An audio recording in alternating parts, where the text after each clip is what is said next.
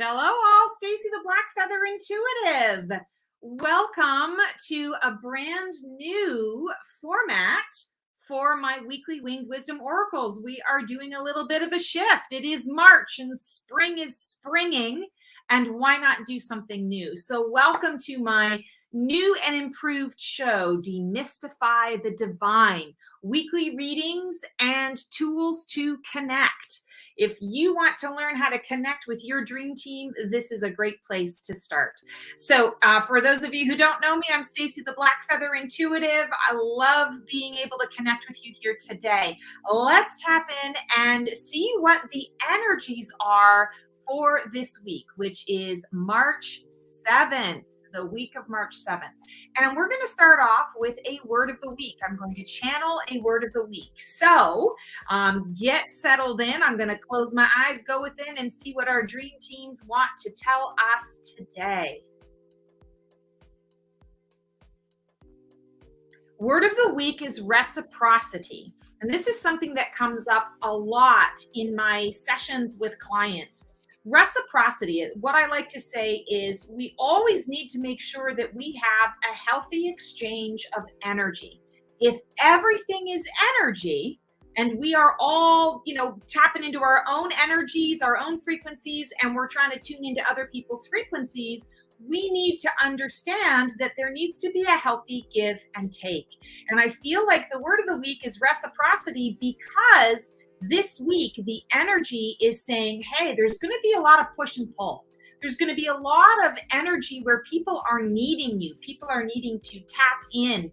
People are needing information. People are needing experience. People are needing comfort. And how can you show up in the world this week with all of the people that you encounter? And this isn't just your inner circle. I feel like this is all the people that you encounter. How can you give?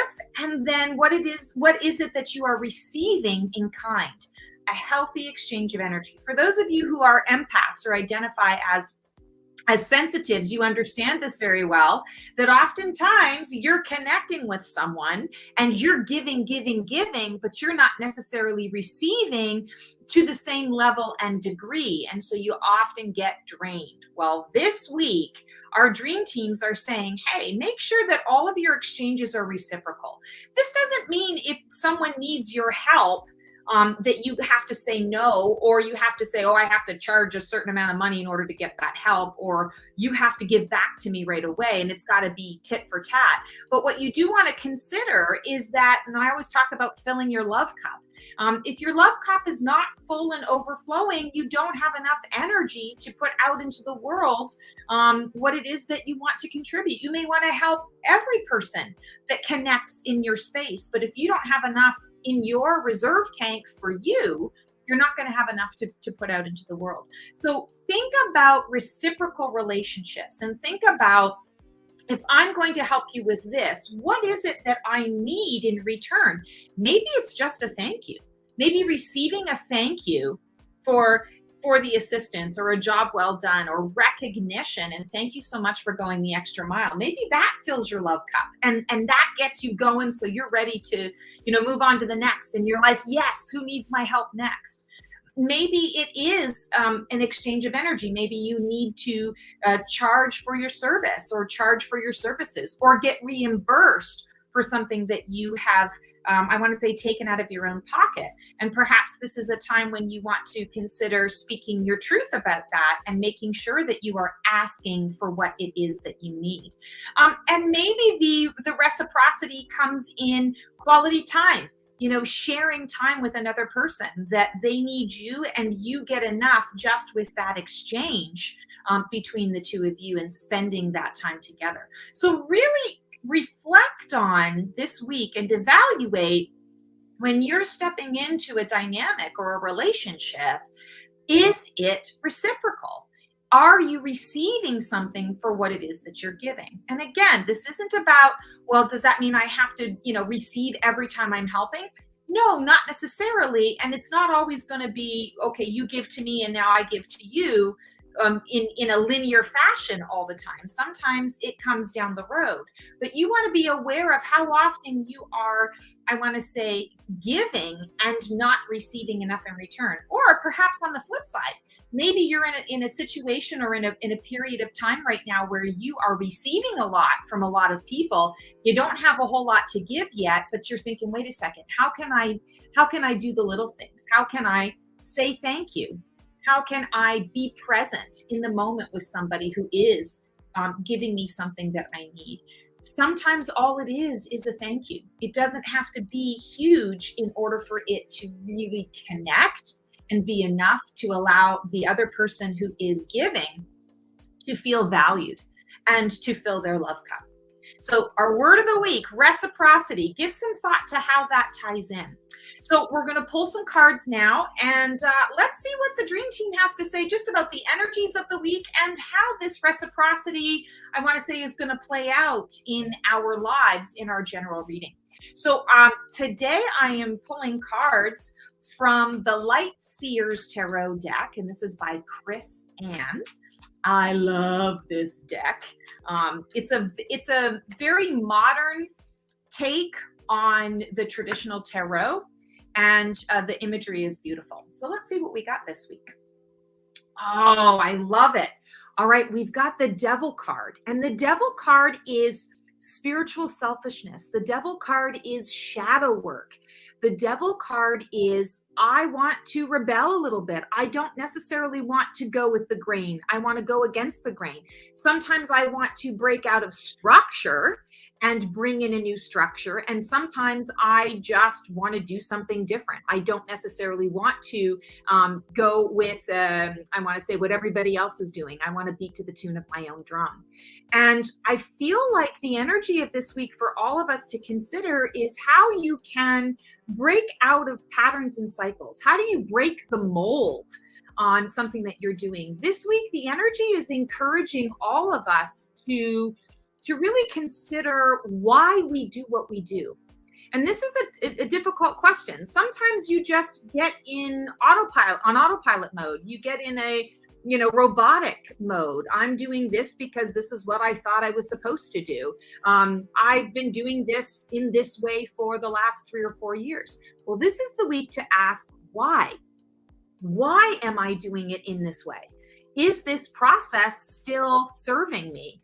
Is this relationship that I am, feeding into, and is it still serving me? Is it still helping both of us to be our highest and best? I feel like the energy of the Devil this week is really about the breaking of patterns and cycles. And in the traditional tarot meaning, sometimes this can indicate addictions, addictive patterns, unhealthy cycles that we get into. And I want to say, maybe it is an addiction that you're dealing with this week, but I feel like I want to talk about this in terms of relationship. And what aspects and areas of your relationships are maybe a bit cyclic in nature and you're not fully present and tuned in? What aspects are maybe a little bit unhealthy or maybe a little bit codependent even? It doesn't mean you have to reinvent the wheel, and it doesn't mean you have to do necessarily a huge deep dive, although this card does indicate that shadow work. What I'm feeling this week is giving yourself permission to really kind of ask that question: when I'm doing this in this relationship, what am I getting out of it? And is it serving me? Maybe it's I need to do something entirely different. Maybe it's I need to tweak my process. Maybe it's not working for me anymore. Doing the show in this way for me today and doing it live and adding a few things to it is a great an analogy of what it is that this card is representing for us this week.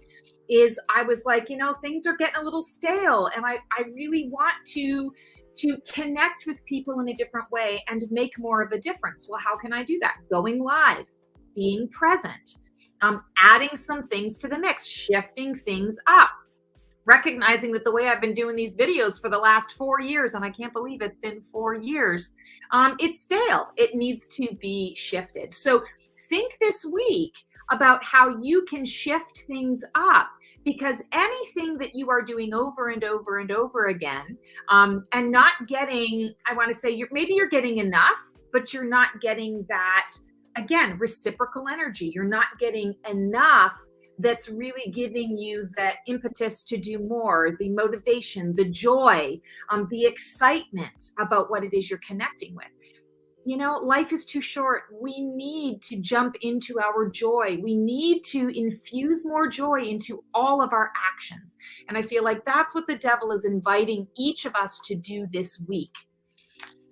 I love it. All right. And I'm pulling out a new oracle deck this week for our reading. And this is I always say it wrong, but it's Foxfire, the Kitsune Oracle by Lucy Cavendish. And this is a really cool deck. The imagery is so pretty and the messages are really fun. So let's see what our complimentary message is for the week, especially with the devil. It's going to be interesting to see.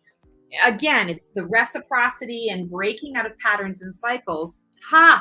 And we've pulled Willing Entanglement. What a great card to pull as a compliment to the devil. And let's just take a minute to look at the corner of the devil. Sorry, I'm going to try and get it in the light. The colors of what it is that he's holding match the color of this card. I think that's really cool. Okay. So when we're talking about willing entanglement, what this sort of represents is, where am I giving my power away? Where am I willingly stepping into, or maybe I'm doing it without thought, again, on autopilot, stepping into someone else's story, stepping into someone else's path? Where am I getting lost in someone else's journey in lieu of being present and living in my own journey? When we talk about willing entanglement, there's a couple of different ways we can sort of view this week. And I feel like there is a sense of, when you say willing entanglement, I'm choosing it, I'm stepping into it. So there must be a purpose. So if I'm willingly entangling myself into another person's situation or circumstance or into their life, you want to ask the question, what am I getting out of it? What am I receiving? The reciprocity, right? What am I receiving from this entanglement?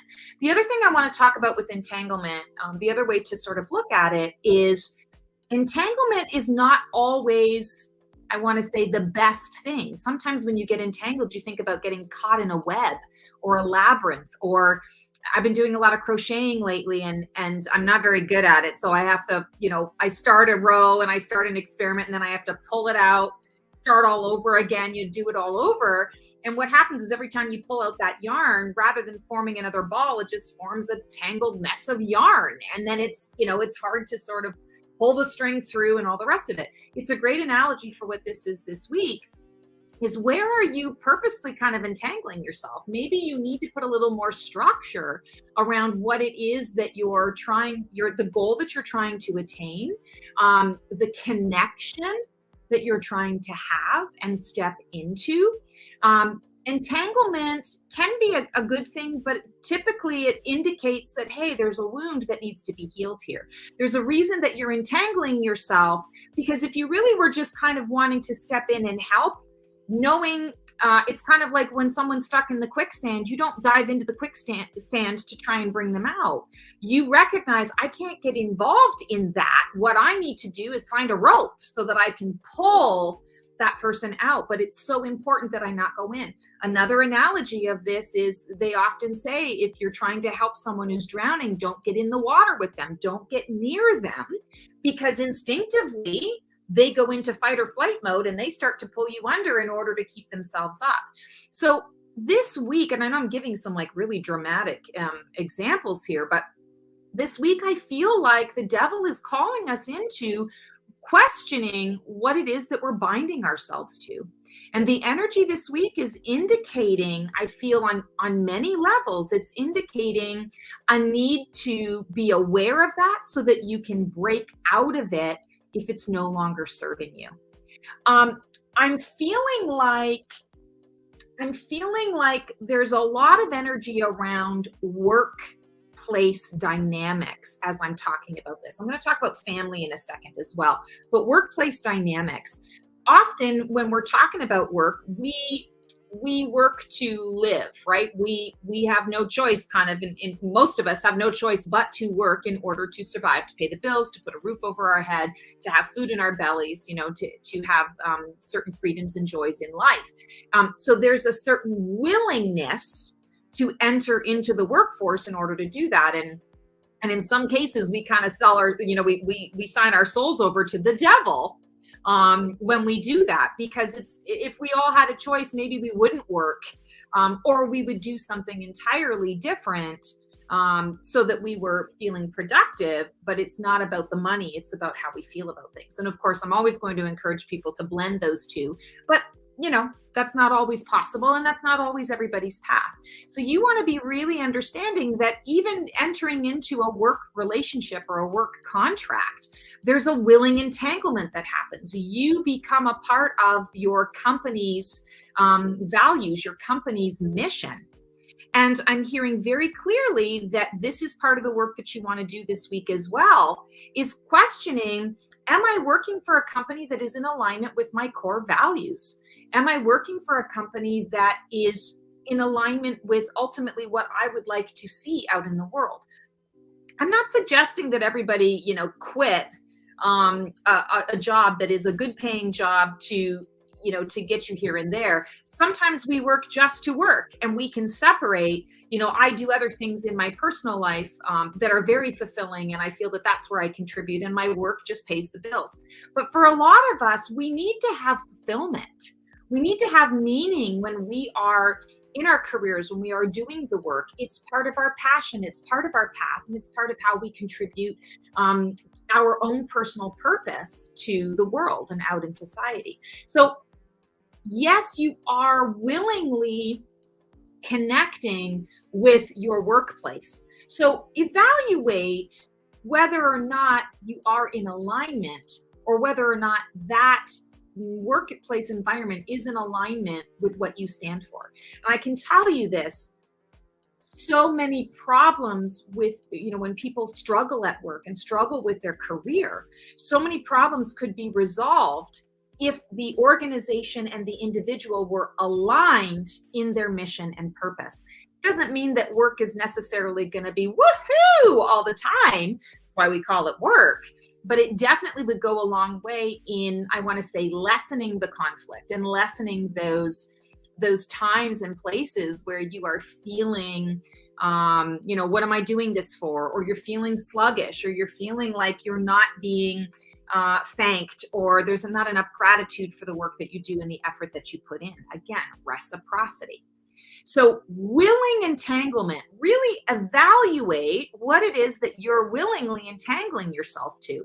And in this picture, it's kind of interesting because in the traditional tarot, this card reminds me of the Hanged Man or the Hanged One, even though she's upright. In the tarot deck, the Hanged One is upside down, hanging upside down, but is often bound in this way.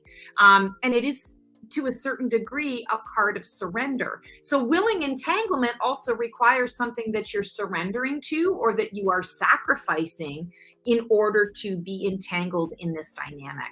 One more thing about this card in particular, I love the blue in it. There's sort of a blue and an indigo. So I feel that it's a blend of the throat chakra as well as the third eye chakra. So we talk about the throat. It's finding your truth, speaking your truth, learning to communicate it in a creative way. If you're entangled, it might be more challenging for you to speak your truth and to be heard, because there's all this other stuff that you're having to, I want to say, get your voice through. It's like speaking truth through a pillow, and you're trying to, reach the person at the end, the far end of the room. They're really not going to have an easy time hearing you because you're speaking through a pillow, right?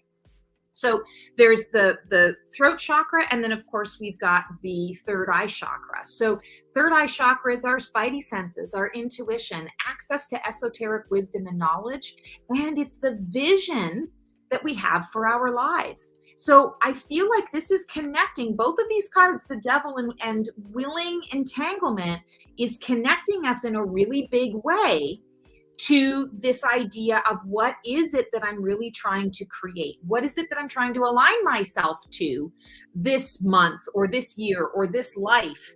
What do I want to align to in order to be able to contribute who it is that I am becoming? And maybe there is a willingness to entangle. Maybe it's entangling yourself with a different company or organization or a different relationship that is going to be more in alignment with what you're doing. So really powerful messages here. And I feel that throat chakra and the third eye are really stepping it up.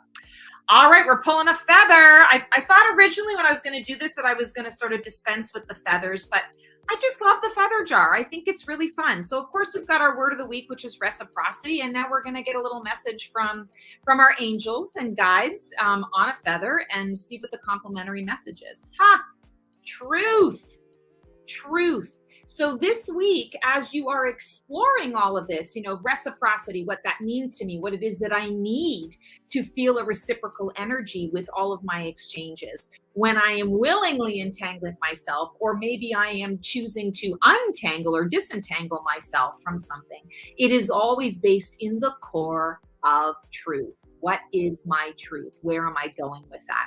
It's on a pink feather, and I feel like it's kind of a pinky red feather, actually. So I'm going to talk about both colors. So the pink is connected to the heart chakra. It is the unconditional love, self-care, self-compassion, self-forgiveness piece. And I want to say, there's a lot of self in there. So this is self-reflection. This is connecting to your truth. Your truth may be different than my truth. It doesn't make it any less your own. It doesn't make it any less valid. So connect with your truth. That's how you're going to find what it is that you need in order to have more reciprocal relationships and dynamics in your life. And then the red is connected to our root chakra. And root chakra is I feel safe, I feel secure. I not only survive, I thrive. I have all of my needs met. Is that a truthful statement for you at this time? Or are you in a space where maybe some of the shadow work is coming up and you don't feel safe, you don't feel secure, and that's why you're feeling like you need to rebel? What I want to say with that is, if you discover that, I'm not feeling safe and I need to get out of something, make sure that the rebellious energy is going to work for you. Don't do something or make a rash choice that's going to cut your nose off to spite your face, so to speak. You want to make sure that you're making this work for you.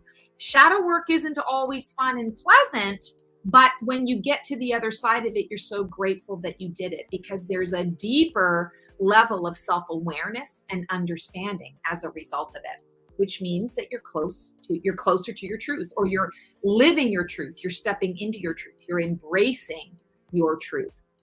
And you always have the connection to your heart and of your heart to actually make that happen and make that so. Ooh, really cool reading this week. Okay, so we're going to do something brand new, and I'm really excited to be adding this as part of the show. I want you guys to grab your decks, your own personal decks, if you have one, and we're going to talk a little bit about how you can take this general message and you can really make it work for you. So I'm going to use my tarot deck today to do that. And since we were talking about reciprocity, we were talking about that entanglement and what that looks like. Am I choosing to be entangled? What am I getting from that entanglement? Is it still working in my favor? What I want to say is, you want to consider, in order to make this more personal, because of course this is a general reading for everyone, you want to ask yourself, and I'm going to shuffle my deck here. You want to ask yourself and pull a card for, what area of focus do you need to consider when you are looking at whether or not you are in a reciprocal dynamic? And we're going to pull 2 cards today. And then you want to pull a card that is going to help you to, I want to say, to empower you to be able to release some of these entanglements that aren't working for you, or to tweak those entanglements to make them work for you. And so one of the sort of teachers or mentors that I follow with tarot is Lindsay Mack, and she talks about the anchor card, pulling an anchor card. So the second card is the anchor card. So pulling these two cards, the card that I pulled for myself, because I'm asking this about myself as well. First card I pulled is Knight of Pentacles. And so what you want to do is you want to kind of take a look at your card, whatever card it is that you pulled up. And you want to just sit in the energy of the story that it's telling you. I know when I first started learning tarot, anytime I would pull like a knight or a king or a queen or a page, I'm like, I don't know what the hell to do with this. I don't know what this means at all. But when I'm looking at this card right now, in terms of that reciprocity and what is it that I need to pay attention to with that reciprocity, when I pull the Knight of Pentacles, I'm looking at pentacle energy. I'm looking at this card and there's beautiful green grass. What does green grass make me think of? It makes me think of spring. It makes me think of new beginnings. Green grass also makes me think of abundance. Grass is something that we always have to cut. It grows and grows and grows and grows, right? And if you let it go, it grows really high and, sometimes can become a nuisance. So it's something that needs to be maintained. It's something that represents abundance. So if I'm looking at this in terms of my, how I'm being reciprocal or how I'm receiving based on what I'm giving, I'm paying attention here to this green energy. And you've got this person that's walking along the grass and he looks really relaxed. He's chilling like a villain. He's got somewhere to go, but he's not in any hurry to get there. The beautiful black horses in here. So I feel like he's wearing white and the horse is black. So we're talking about, I want to say, extremes.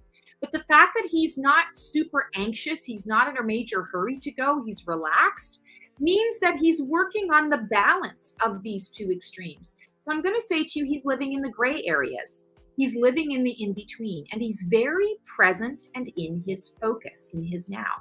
So when you ask yourself this question, you want to find out, and of course, I'm talking about the Knight of Pentacles, your card may be different, but you really want to ask yourself, what is it that the card is telling me that I need to consider when I am stepping into that reciprocal energy, when I am reviewing reciprocity in my life? What is the card telling me? So my message here is slow and steady wins the race. Keep my eye on the prize. Keep focusing on the goal. Keep walking to where it is that I want to go, but it's okay to stop and smell the roses. This is not a situation where I need to bulldoze or rush through, which PS and FYI is kind of the way I roll. I'm an A-type. And so it takes a lot for me to have to step back and sort of, I'm going to say, surrender, like I was talking about the sort of the hanged one or the hanged man. Surrender is not something that comes easily to me. Okay, and then the anchor card, the card that can support you this week. So the card that I'm pulling for myself today, I got another pentacle. So that's significant. What does this pentacle mean? Why am I getting pentacles? Pentacle is earth energy. It's the realm of I've had my thought and now I have manifested that thought into the physical. There's something tangible that I have. I've brought an imagination, an imagining or an inspiration into the mix. And now I can hold it in my hands. And Five of Pentacles is a card of worry. So when I look at this card, I'm going, okay, there's a lot of yellow here. There's a lot of wood. So it is about earthy stuff. And wood, of course, trees hold memory, lots of memory for things. And her head is down. She's got her head down kind of in her lap and she's not paying attention. But if you look really closely at the card, it's almost like she feels like she's the outsider. She's locked outside of the door, but she's got her head down. She's not looking around at the fact that there's a key. All she has to do is look around, grab that key, and she can walk through the door. So looking at this card in particular, and when you're talking about an anchor that can help you, I feel like the message of this card for me, in this case, looking at it, is I can tap into, I'm seeing the yellow energy, I can tap into my soul space and make sure that I'm looking around at my environment, because there's always going to be some kind of resource in my environment that's going to help me get to a place that is seemingly blocked. Help me to move past a limitation. Help me to open a door where perhaps that door closed on me, or perhaps there was another closed door, and so this is a new path. Rather than feeling defeated about it, it's looking around what can I use in my situation? What can I use in my environment? What can I use in my present moment to help me move beyond this? Also, when you're looking at numbers, numbers are really important and significant. If you're getting multiple numbers this week, you want to pay attention to that. So my number here is 5, change, transformation, shifting, sometimes conflict. How do I want to move through that? I need to be present and aware because everything is in my now. Everything is in the tangible. Everything is here for me to grasp. It's not in the ethers. It is here right now in the moment. So ask yourself these questions and pull a card and look at, don't worry so much about the name of the card. Look at the story that it's telling you. Tune into how you're feeling about that and make that your challenge this week. I feel like it's a good challenge to really be able to get to know your deck, because the decks are here to help us tap into our own inner guidance and our own inner wisdom. Speaking of locks, it helps us to unlock it in a subconscious way. So pay attention to the pictures, pay attention to the imagery. That's really going to help you this week in terms of how you are going to evaluate reciprocal dynamics in your life. That is what we've got for you this week. I have a fabulous new facilitator named John, who is behind the scenes right now, handling all of this stuff. I know he and I talked about perhaps we might have a Q&A, but I don't know what kind of audience is going to be showing up today because this is our first time. So, John, do we have any questions at all? And if we do not, I'll wrap up. But if we do, I'm happy to tap into one or two.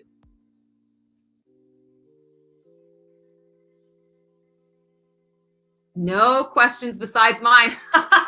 Well, you ask away. Ask your question, and I'm happy to answer it.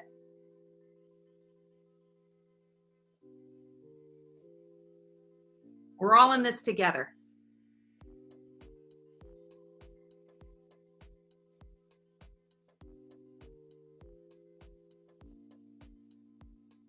And you guys can comment and tell me what you think of this new music.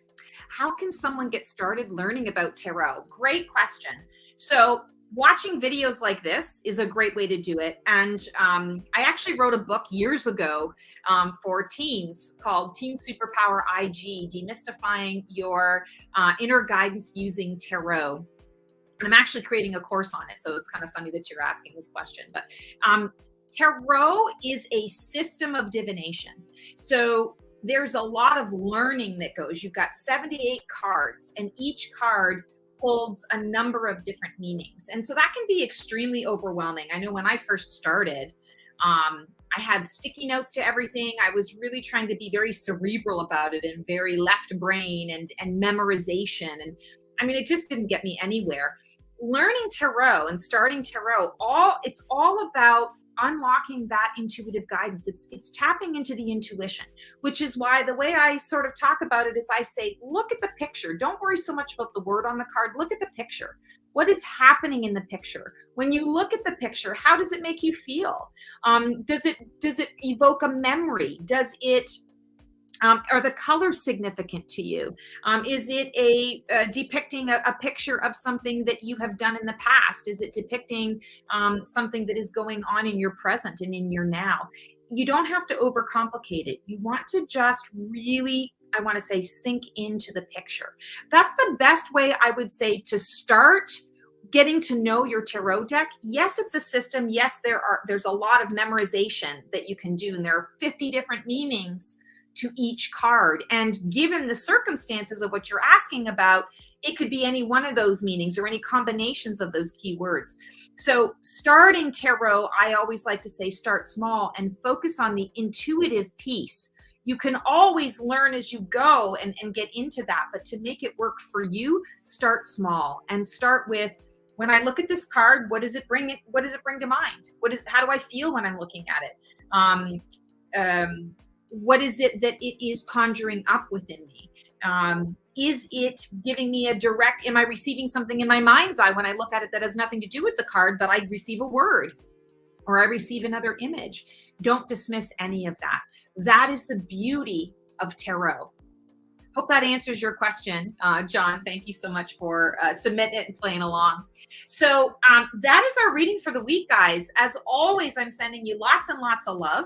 I want to just throw a little shout out. I have an event that's coming up on March 28th. It's called the Phoenix Rising event. It is a monthly oracle roadmap to achieving your desired outcomes. It's all about energy. We do a really cool burning ceremony at the beginning of our event.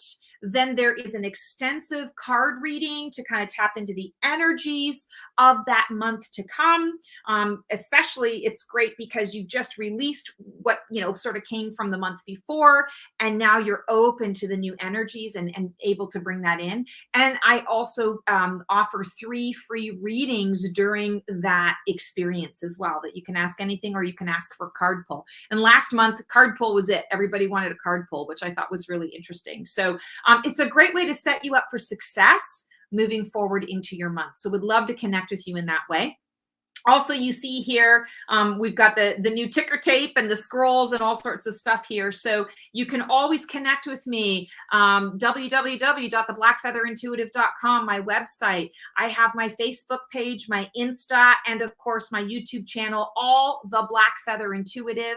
If you like what you see here, feel free to like, subscribe, and click the bell on my YouTube so that you get notified of all of my videos. You'll also get notified every time I'm going live, which is something new that I'm bringing in for 2022. Thanks so much, guys, for tuning in. It was great to connect with you today. Sending lots of love your way, and we'll see you next week. Ciao.